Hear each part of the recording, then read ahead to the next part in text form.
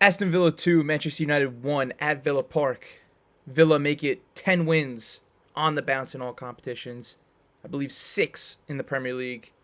Manchester United continue the inconsistent run of results that they've been having. Villa today, didn't think they were at their best.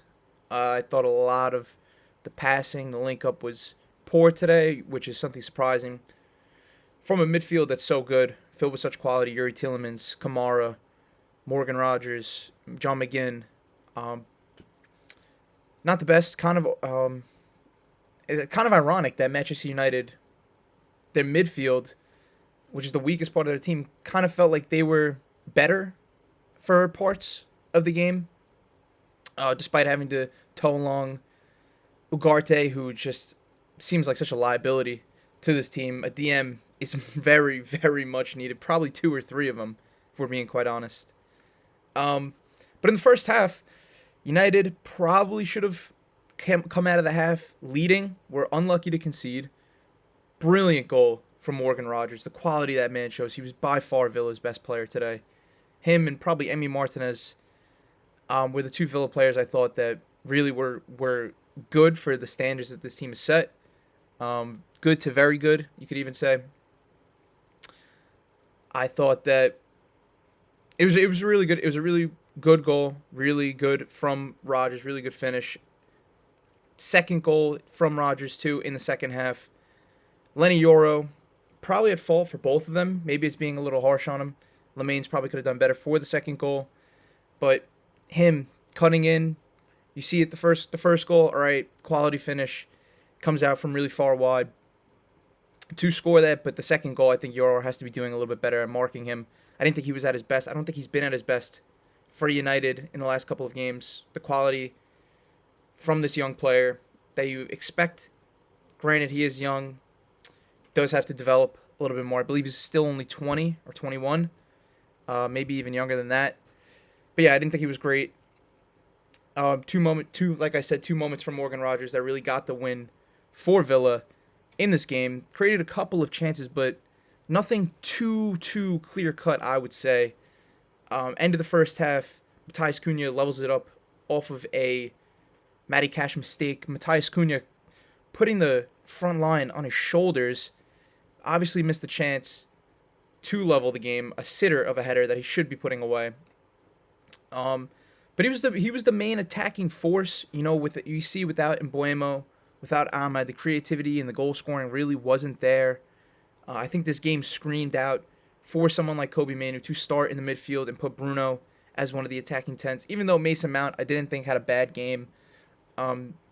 Sesko wasn't at his best. Got substituted when in this game? I do not remember. 73rd minute. Stayed on for a while.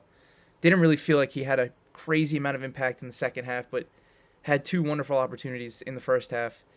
Probably should have put one of them away. Probably should have done better on the first one to chip Martinez instead of going low, but it was a really good save from Emi Martinez. But really good finish from Cunha for his goal. Driving with the ball, creating opportunities for himself. I thought he was good. I thought he's the only attacking player. I think even without United, obviously are missing a lot of players in this game. Kobe Manu, injury. I don't know if it's injury or maybe the stunt that his brother pulled. That's to be debated with the United fans. I don't really care for it too much. He missed the game. Casemiro through suspension, so the midfield was already thin. Midfield was even thinner.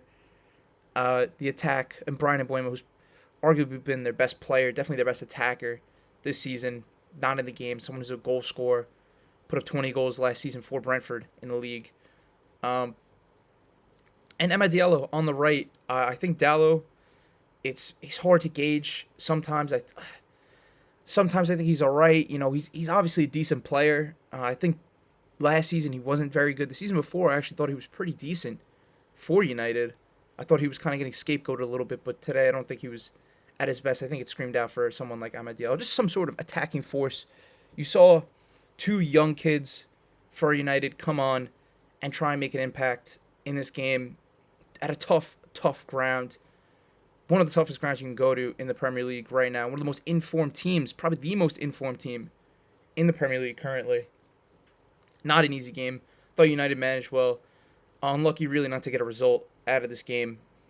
But that's how it is. The the quality, the clinicalness, that's what wins you the games. It's not the chances created or the build up or even the defending, because I thought without Matthias de Ligt, probably their best defender of the season, United still defended relatively well for parts of this game. I thought Aiden Heaven was phenomenal today. I thought he was by far one of the best United players. Outside of Cunha, probably the best player for United. Was everywhere, was sweeping things up. Great to see that from a player of his age, a player who came from the Arsenal Academy, someone who I would have loved to have stayed, especially with the defensive injuries that we've been suffering. He definitely would have gotten some playing time over this next period for us, but you got to let that one go. Other than that, it's tough to say with United. I mean, obviously, missed Bruno Fernandes very early on in the second half. Definitely hindered this team. Someone who can get a goal, someone who can produce a moment of magic, can create a chance. Even though, I don't know, it's hard to gauge him in this role that he plays, Bruno Fernandes. I don't feel like it's the right position for him. I feel like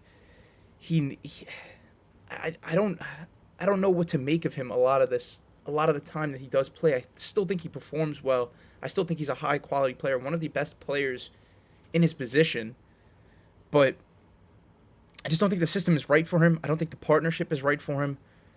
I don't know if the system's going to work with him, but that's for another story, another discussion about this formation and the tactics from Ruben Amorim.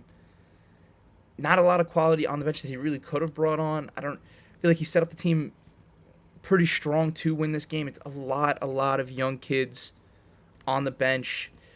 United known for pushing youth in and having them produce moments of quality, but just wasn't there. Wasn't there today. Wasn't their day. And Aston Villa now move up to within 6 points of Arsenal. They're third in the table. A team that looks highly likely to qualify for the Champions League. Let's see how they come out of this run of fixtures. Let's see how they come out of how they play with the Europa League knockout stages. This is a team that I thought was going to prioritize the Europa League and maybe underperform in the league. We saw it earlier in the season. They got off to a slow start. They weren't getting results. I don't think they scored a goal. I think they only scored an own goal in like their first 4 or 5 games. But they've really kicked on since then. And they have the squad. The squad is thin, but it still has great players in it. You have a great manager. They're obviously limited in how much they could spend. But you look at some of the names, Sancho, who isn't everyone's cup of tea, couldn't play today against his parent club. Still can be a quality rotation player. Daniel Malin, Buendia obviously scored the winner against Arsenal. Luka Dean. A good squad from Aston Villa. And they're gonna continue to be a tough team, especially at home for them. This is a big win. Next week they have Chelsea away, another tough fixture. After that, they have to go away to Arsenal. Let's see how they come out. I'm scared as an Arsenal fan because they love to come to the Emirates and spoil the fun. Chelsea, who haven't been flawless at home, who have been vulnerable at home, been vulnerable in their last couple of games. I know they won their... They didn't win last game. No, they drew against Newcastle. That was away. They won their last home game against Everton. Performances have kind of dropped off since the Arsenal performance, but it's still dangerous. Still going to be a great match. Still a dangerous team. Probably a draw, I would say, if I'm going to make a prediction. It's just because I could see either team winning, so it's just like, say it's a draw. As for United, the inconsistencies, like I said, continue to show. They definitely need to bring in people in January. They definitely need to bolster this squad because it's lacking final third quality. It's lacking control in the midfield. And your fixtures don't get any easier from here. Newcastle, yes, you get Wolves again. Should be a win, but Leeds and Burnley away, despite being relegation teams, despite being arguably despite playing the next three bottom teams after the Newcastle game. I don't know. I don't know with this United squad. It feels like they could go out and beat Newcastle, but go and lose to Wolves and draw away at Burnley or something of that sort. And it's not an easy run. Even after that, Brighton in the cup, City, Arsenal away. Really tough run of games in up until the end of the season. In this January period and leading into February, definitely needs quality. Someone like Semenyo, maybe to come in and be one of the 10s, maybe to come in and be a left wing back. Something that you can maybe see him playing. You're not going to be able to get a Wharton. You're not going to be able to get a Baliba, despite him being poor this season in the January.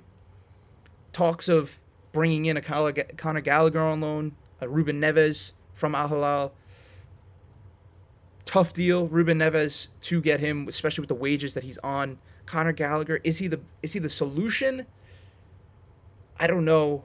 I don't know. I don't see it personally. If I'm United, yeah, probably bring in one of them on loan. Gonna have to pay a hefty price for Ruben Neves' wages, like I said, but the summer is where I think they should wait till.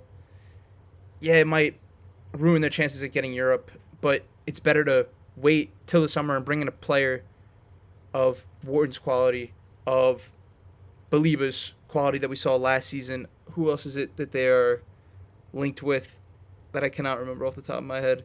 A quality midfielder overall, instead of bringing in buying a makeshift in January, and then having to suffer with them because now it's taking up a spot on the team. It's taking up wages on the wage bill. It's someone that wants playing time, someone that wants to play, someone that you have to kind of a little bit commit to. But still a lot of questions with this United team.